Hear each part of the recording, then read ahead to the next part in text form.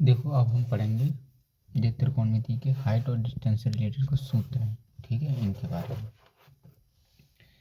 जैसे height, English में ऊंचाई को कहते हैं हम हाइट और दूरी को कहते हैं डिस्टेंस, ठीक।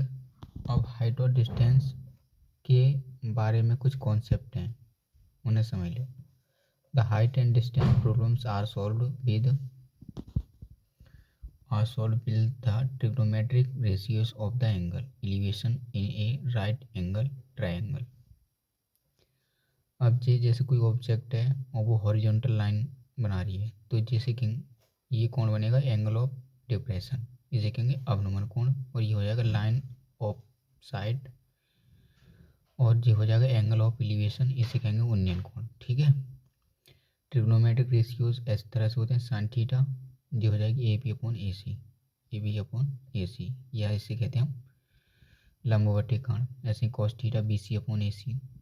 इसी तरह से tan theta A B upon B C, sec theta A C upon B C, cosec theta A C upon A B, cot theta B C upon A B. In the most of the problems of height and distance we come across the two special right angle as follows. ऊंचाई और दूरी के अधिकांश प्रश्नों में हमें विशेष समकोण त्रिभुज इस प्रकार मिलते हैं। Angle of elevation is 30 degree और 60 डिग्री।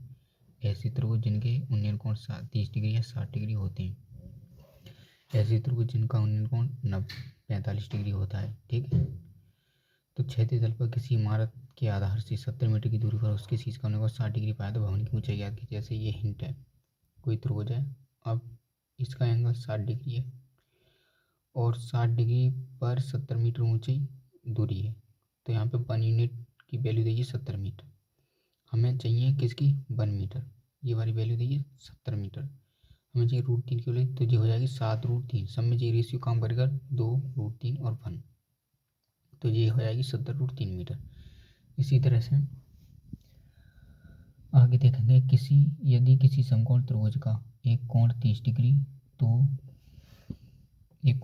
तो दूसरा कोण 60 डिग्री होता है। भुजाओं का अनुपात इस प्रकार दिखाया जाएगा, 1√3 और 2।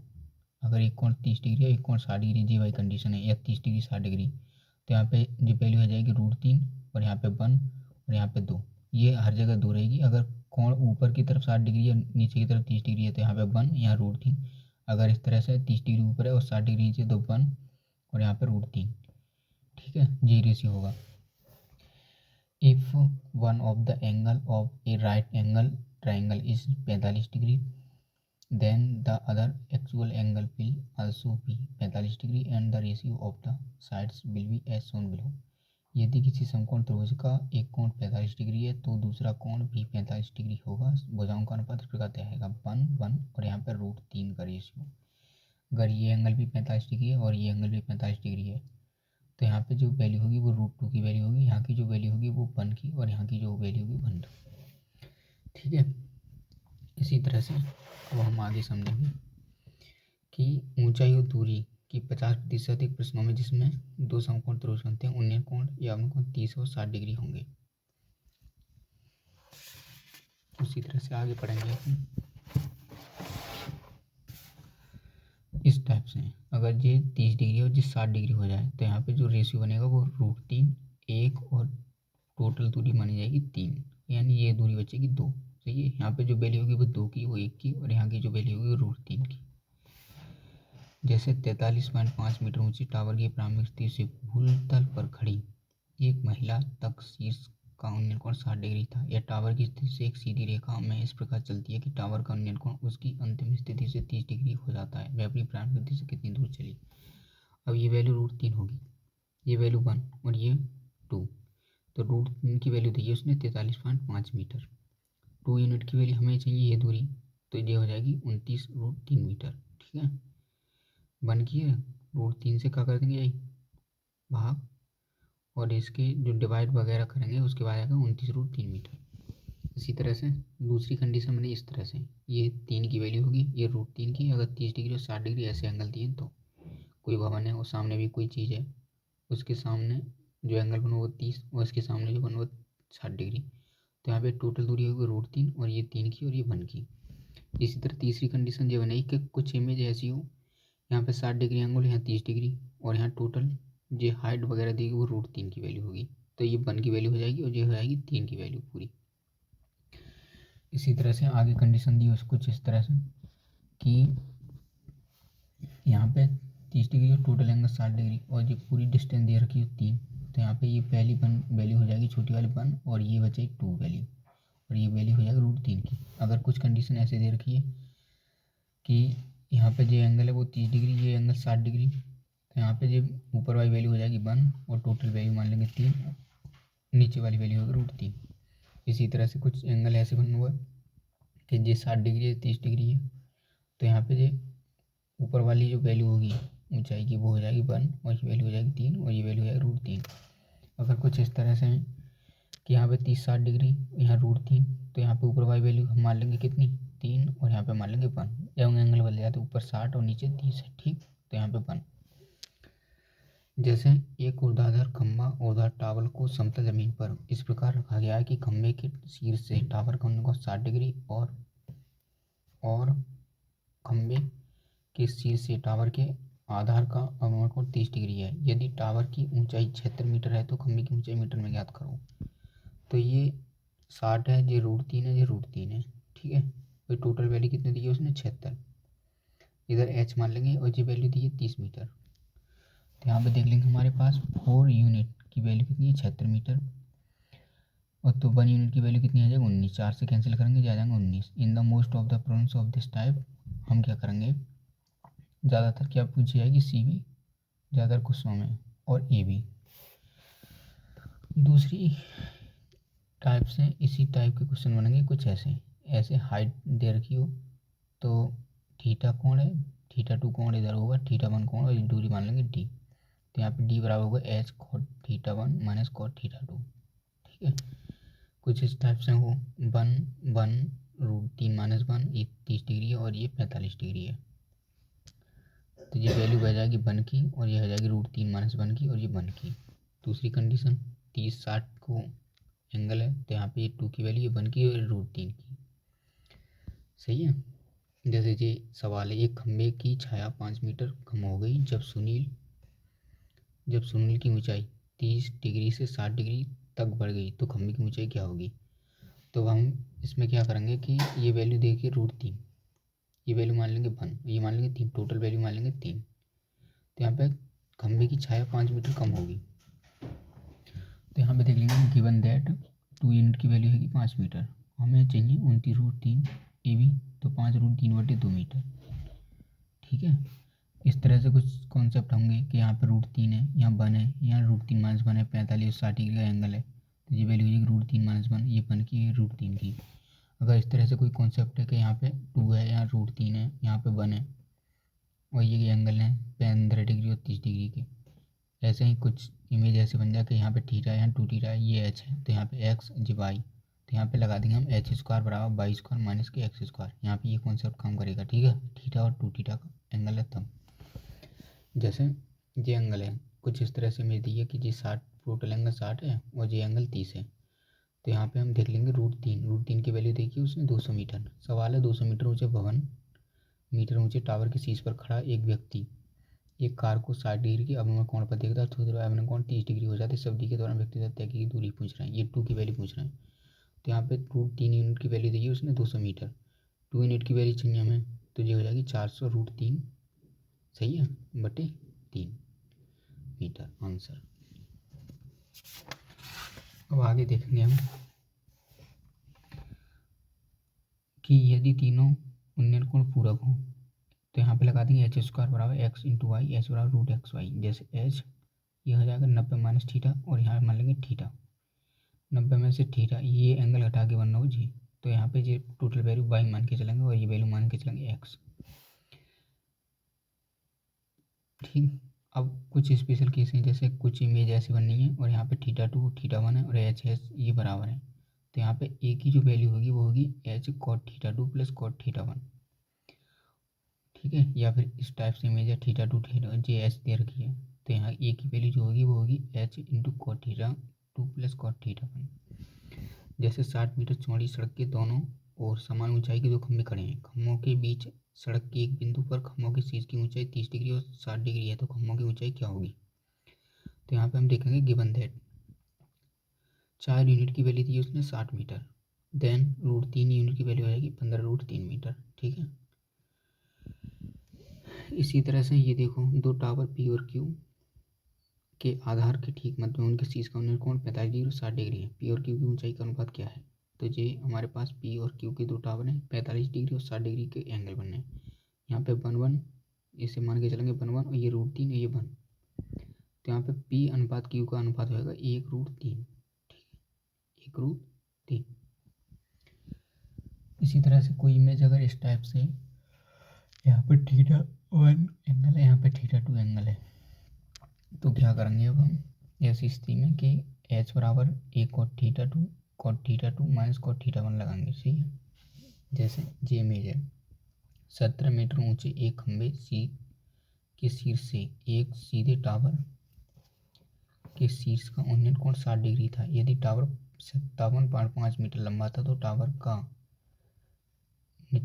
टावर का निचला सिरा खंभे के निचले सिरे से कितनी दूरी पर मीटर में था? तो ये टोटल दूरी 57.5 दे रखी है। सही है, ये √3 मान के चलेंगे, ये 1 और ये 17.5।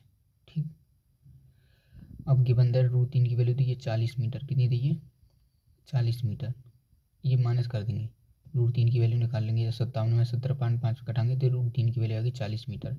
तो 1 यूनिट की वैल्यू हमें निकालेंगे 40 √3/3 मीटर। ऐसे ही कोई इमेज इस टाइप से हैं, तो इस प्रकार के सवाल में अगर ये थीटा है ये अल्फा है तो थीटा प्लस अल्फा बराबर 90 डिग्री मान के चलेंगे।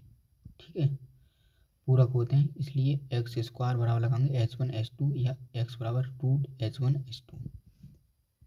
कोई इमेज ऐसे हैं h1 और ये h2 और ये 90 माइनस थीटा ये टोटल x, तो x की वैल्यू जो होगी √h1 इंटू h2 के बराबर होगी। सही है, उसी तरह से अब आगे कॉन्सेप्ट समझेंगे हम। एक बिंदु के पाद को दूसरे के शीर्ष से मिलाने वाली रेखाओं के प्रतिच्छेद बिंदु को क्षैतिज रेखा से ऊंचाई h हो तो यहाँ पे 1/h बराबर 1/h1 प्लस 1/h2 का कॉन्सेप्ट लगेगा कुछ इस तरह से। ठीक है, अगर ये दूरी दी है उसने h और ये h2 और ये h1, तो यहाँ पे 1/h की वैल्यू होगी 1/h1 प्लस 1/h2 की।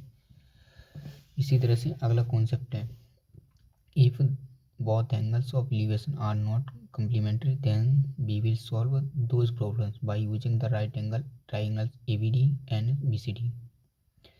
तो इस तरह से कोई कॉन्सेप्ट है तो वो हम क्या करेंगे, यहाँ θ2 θ1 है, जिन दूरी मान लेंगे x GH1 और GH2, तो यहाँ पे कॉन्सेप्ट लगाएंगे कौन सा हम, जी बिल्कुल सेम टू सेम कॉन्सेप्ट। जैसे ये दूरी है कोई, ये 45 डिग्री दे रखा हुआ है, ये 60 डिग्री, ये 30 डिग्री, ये 60 डिग्री, ये 45 डिग्री।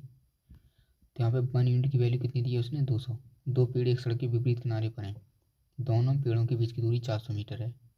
सही है, इन पेड़ों के बीच सड़क पर एक बिंदु है, यदि एक पेड़ की ऊंचाई 200 मीटर है और पेड़ों के शीर्ष से बिंदु का अनुमान कोण 45 डिग्री है और 60 डिग्री है, तो अन्य पेड़ की ऊंचाई कितनी होगी? तो 1 यूनिट की वैल्यू उसने दी है 200, 2 यूनिट की कितनी है 400, देन 1 की कितनी दी है 200, 1 की 200, टोटल दूरी है 400। The height of the other tree 200 √3, ये √3 की वैल्यू होगी। To solve this type question we can using the following methods. अब इसी टाइप से कुछ और क्वेश्चन हो, कोई ऐसी सिचुएशन बन रही है कि ये दूरी कुछ दी हो, ये दूरी कुछ दी हो और ये एंगल दें हैं θ1 θ2 के हिसाब से, तो हम यहाँ पे क्या करेंगे A/H लगाएंगे tan θ minus tan θ2 minus tan θ1 लगाएंगे, या फिर h बराबर x into tan θ2 minus tan θ का यूज करेंगे। ठीक है, इसी तरह से अगर कोई इमेज कुछ इस टाइप से दी है, यदि झील में पानी के स्तर h ऊंचाई से बादल का उन्नयन कोण थीटा है और झील में उसकी छवि का उन्नयन कोण फाई है, तब झील की सतह के ऊपर बादल की ऊंचाई h बराबर h into cot theta plus cot phi cot theta minus cot phi. तो जी h माइनस h मानेंगे, इतनी दूरी h प्लस h मानेंगे, टोटल यहाँ से यहाँ तक की दूरी h मानेंगे और यहाँ से यहाँ तक की दूरी h मानेंगे। ठीक है, दो भाग में पार्ट कर लेंगे जी, और जी द्वारी दूरी मान लेंगे h। तो यहाँ पे जो दूरी निकालेंगे जी वाली, ये मान लेंगे h प्लस h और ये मान लेंगे h माइनस h। ठीक है, इतना कॉन्सेप्ट लगाएंगे। जैसे ये है 1.2 मीटर ऊंचाई वाला एक व्यक्ति 49.2 मीटर ऊंची इमारत की ओर चलता है। यदि इमारत का उन्नयन 30 डिग्री 60 डिग्री हो जाता है तो व्यक्ति की तय की दूरी अब देखो जो इतना 1.2 मीटर ऊंचा व्यक्ति है, 30 डिग्री से 60 डिग्री का मतलब, तो ये 2 मान के चलेंगे, ये 1 और ये √3। सही है। और जो वैल्यू दी है वो निकाल लेंगे हम। तो यहाँ पे हमारे पास का है √3 की वैल्यू 48 मीटर, 2 यूनिट की वैल्यू चाहिए 32√3 आ जाएगी, 32√3। जैसे अगला क्वेश्चन है, 200 मीटर की ऊंचाई पर एक हवाई जहाज में एक पायलट नदी के दोनों किनारों पर स्थित दो बिंदुओं को देखता है। यदि दो बिंदुओं के फैलाव के कोणों का योग 45 डिग्री और 60 डिग्री हो तो नदी की चौड़ाई ज्ञात कीजिए। कुछ इस तरह से इमेज में नहीं, 45 डिग्री और 60 डिग्री के एंगल होंगे, ये √3 मान के चलेंगे, ये भी √3 मान के चलेंगे, ये 1 मान के चलेंगे। तो √3 की पहले की देखिए उसने 200 मीटर, √3 + 1, ये टोटल दूरी हो जाएगी 200, √3 + 1 बटा √3। ठीक। अगर कोई कॉन्सेप्ट ऐसे दो कि एक अधूरे टावर के आधार से 78 मीटर की दूरी से अधूरे टावर के शीर्ष का उन्नयन कोण 30 डिग्री है और टावर को कितना ऊंचा मीटर में बनाया जाना चाहिए ताकि उसी बिंदु से तैयार टावर शीर्ष का उन्नयन कोण 60 डिग्री हो जाए। तो इस तरह का कोई अगर स्ट्रक्चर बनना होगा, 2 से 1 और फिर यहाँ पे √3, ये मानेंगे 2 से 1, ये 2 मान लेंगे, ये 1 और ये मान लेंगे √3, और 30 डिग्री और 60 डिग्री कोण इस तरह से होंगे। तो √3 की वैल्यू हमारे पास कितनी है, 78, 2 यूनिट की वैल्यू चाहिए हमें जी, तो ये हो जाएगी 52√3 मीटर। ठीक है। इसी तरह से अब पढ़ेंगे हम कोऑर्डिनेट ज्योमेट्री, निर्देशांक ज्यामिति के बारे में। तो निर्देशांक ज्यामिति में परस्पर दो रेखाएं होती हैं जिन्हें निर्देशांक अक्ष कहा जाता है। इसे कहा जाता है एक्स अक्ष और जिसे कहते हैं वाई अक्ष। ठीक है। अब ये वाई कोऑर्डिनेट है और ये का एक्स कोऑर्डिनेट। सही है। जैसे किसी बिंदु का भुज उसकी वाई अक्ष से लंबा दूरी होती है, किसी बिंदु की कोडी उसकी एक्स अक्ष से लंबा दूरी होती है। ठीक है। The abscissa of a point of its perpendicular distance from y-axis, the ordinate of a point is its perpendicular distance from x-axis. The abscissa of every point situated on the right side of x-axis is positive and the abscissa of every point situated on the left side of y-axis is negative. यानी y अक्ष के दाईं ओर स्थित प्रत्येक बिंदु का भुज धनात्मक होता है। अब y अक्ष कौन सा है, देखो ध्यान से, हमारे पास ये जो है एक्स अक्ष है, जो वाई अक्ष है। अब बाई अक्ष से दाईं ओर स्थित बिंदु, प्रत्येक बिंदु क्या होगा, नेगेटिव, ये सब पॉइंट नेगेटिव और इधर के पॉइंट पॉजिटिव। और बाई अक्ष के बाईं ओर स्थित प्रत्येक बिंदु का भुज ऋणात्मक होता है। अब एक्स अक्ष के ऊपर स्थित प्रत्येक बिंदु कोटि धनात्मक होती है एक्स अक्ष के ऊपर, और एक्स अक्ष के नीचे स्थित प्रत्येक बिंदु कोटि ऋणात्मक होती है। बाई अक्ष पर प्रत्येक बिंदु का भुज शून्य होता है और एक्स पर प्रत्येक बिंदु की कोटि शून्य होती है। सही है। मूल बिंदु के निर्देशांक होते हैं हमारे 0,0। अब उसके बाद देखेंगे हम ये स्ट्रक्चर कुछ ऐसे, बाई इंटरसेप्ट ओ ए।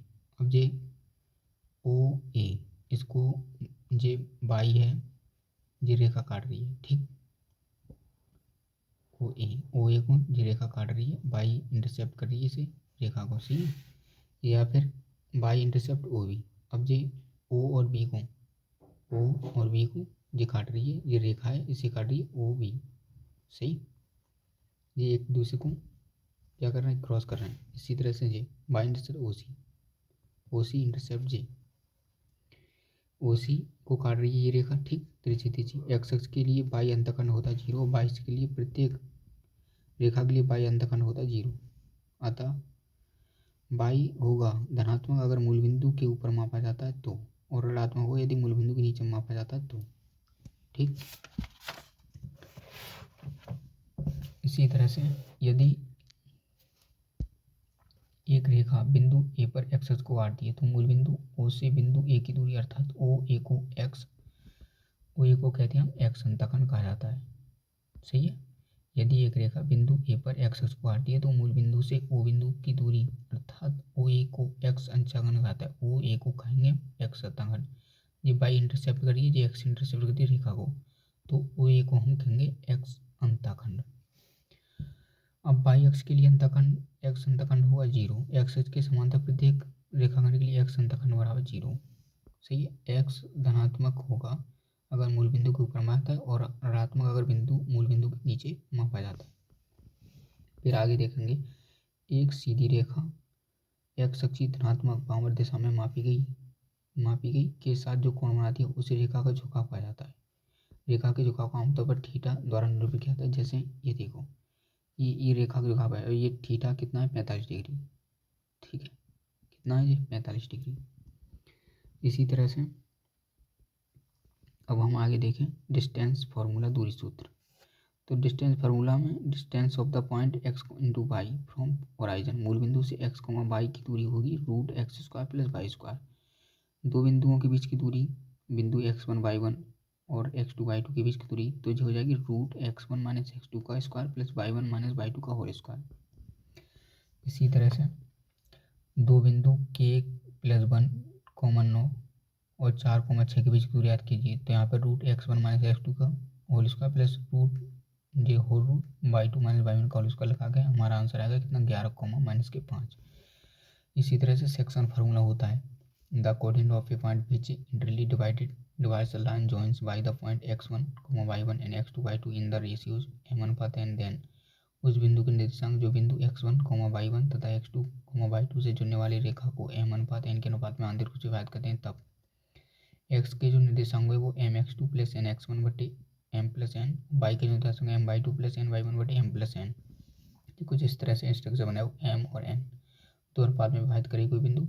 इसे मान लेंगे x1, y1 और यहाँ पे बिंदु r x, y होंगे और यहाँ पे x2, y2।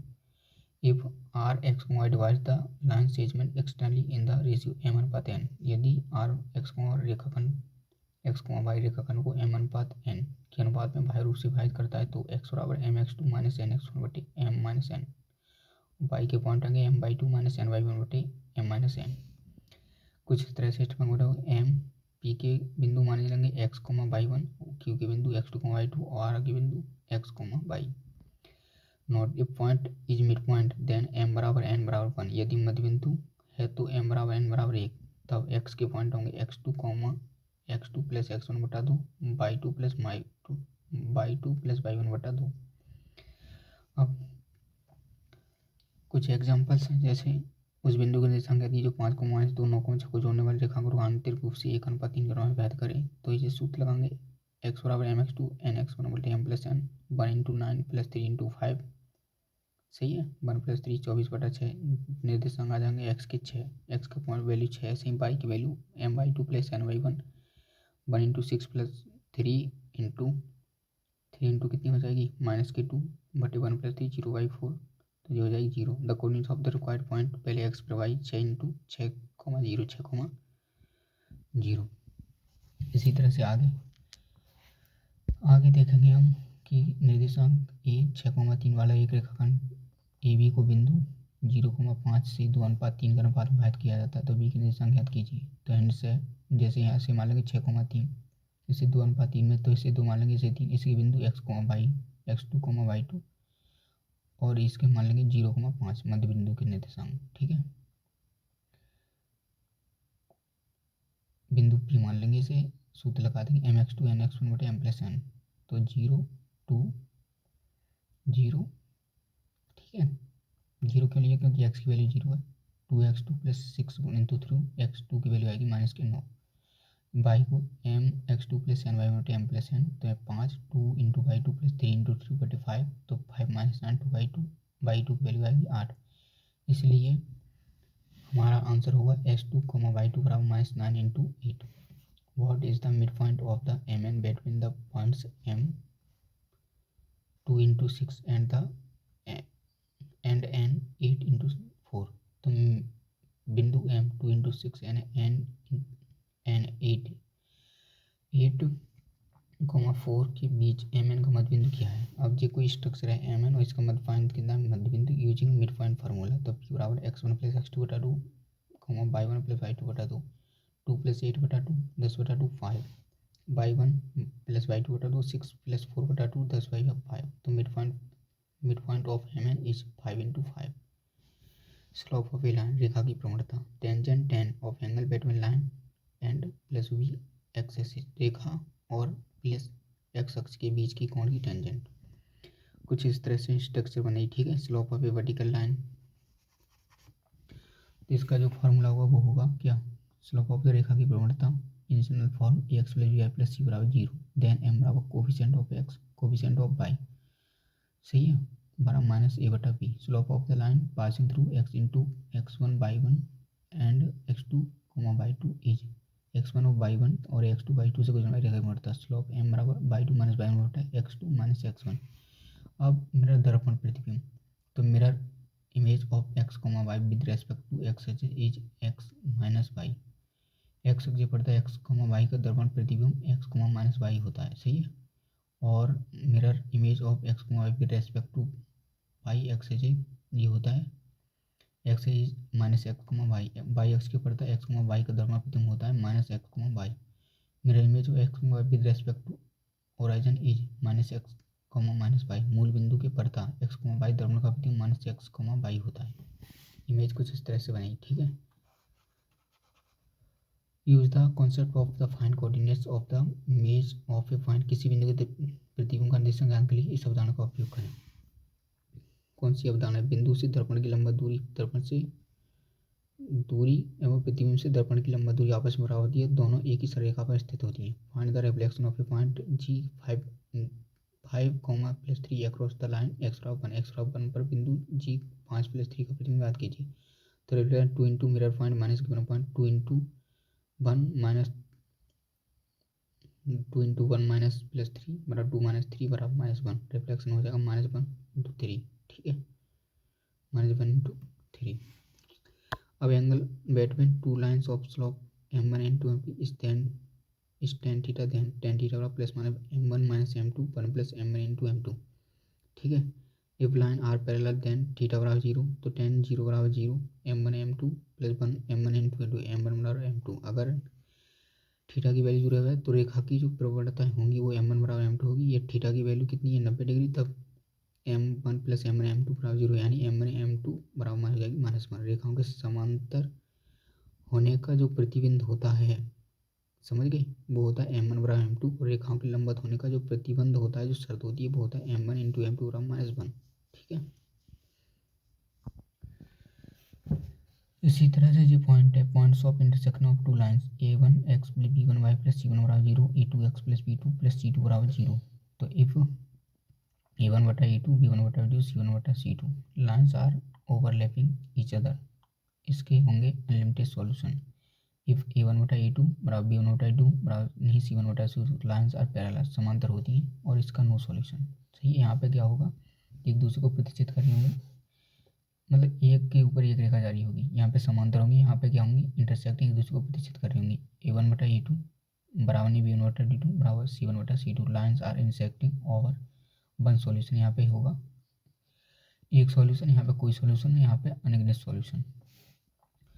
जैसे for wide value of m bill the system of equation 17x plus my plus 102 बराबर 0 and 23x plus 299y plus 299y plus 138 बराबर 0 have infinite number of solution. m के किस मान के लिए समीकरण 17x प्लस my प्लस 102 बराबर 0 23x plus 299y plus 138 बराबर 0 के प्राणी के अनंत हल होंगे। तो given system of equation 17x plus my plus 102 बराबर 0 23x प्लस 299y प्लस 138 बराबर 0 using condition for having infinite solution a1 बटा a2 b1 बटा b2 c1 बटा c2 तीनों ये सी कैसे कर लेंगे बराबर, तो 17 बटा 23 m बटा 299 m बराबर 299 गुणा 17 बटा 30 बराबर 221, ठीक है।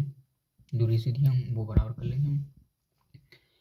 इसी तरह से m के किस मान के लिए 18x माइनस 72y प्लस 13 बराबर 0 7x माइनस my माइनस 17 बराबर 0 की प्रवणता हल नहीं होगा। तो 18x माइनस 72y प्लस 13 बराबर 0 7x माइनस my बराबर माइनस 17 बराबर 0 using the condition of having no solution, कोई हल नहीं होगा। a1 बटा a2 बराबर नहीं b1 बटा b2 b2 बटा b1 बटा b2 बराबर नहीं c1 बटा c2 18 बटा 7 माइनस 72 बटा माइनस के m, तो m की वैल्यू आएगी 72 गुणा 7 बटे 18, ठीक है। माइनस माइनस कैंसिल 4 7 28, तो ये आंसर आएगा हमारा 28। If two lines 3x plus 4y बराबर 16 और प्लस 6x प्लस k बराबर 19 having unique solution then find the value of k। यदि दो रेखा 3x प्लस y बराबर 16 6x प्लस k बराबर 19 का समाधान अद्वितीय, तो k का मान ज्ञात कीजिए। तो कुछ इस तरह से स्टिक से बनेगा, सही है। k का मान याद कीजिए, तो यहाँ पे क्या करेंगे, a1 बटा a2 बराबर नहीं b1 बटा c2 b2 c1 बटा c2 3/6 बराबर नहीं 4y बराबर 16 बटा 4 4 चौक 16 और k की वैल्यू आएगी कितनी 19 बटे 4 आंसर। अब कोई ट्राइंगल है, इस टाइप से ये पॉइंट दें x1, ये पॉइंट दिए होंगे उसने x1 y1 और ये पॉइंट देंगे x2 y2 और ये x3 y3। तो एरिया ऑफ ए त्रिभुज ABC। तो इस त्रिभुज का एरिया क्या निकलेगा, त्रिभुज का ABC का क्षेत्रफल 1/2 x1 y2 minus y3 plus 2 y3 minus y1 plus x3 y1 minus y2। Coordinate of centroid, केंद्र के निर्देशांक, केंद्र के निर्देशांक हो जाएंगे x1 plus x2 plus x3/3 y1 plus y2 plus y3/3। Coordinates of inter in centre, अंतः केंद्र के निर्देशांक तो ये हो जाएंगे ax1 plus bx2 plus cx3 a plus b plus c a1 ay1 plus by2 plus cy3 a plus b plus c। ठीक है, आज इतना ही काफ़ी है।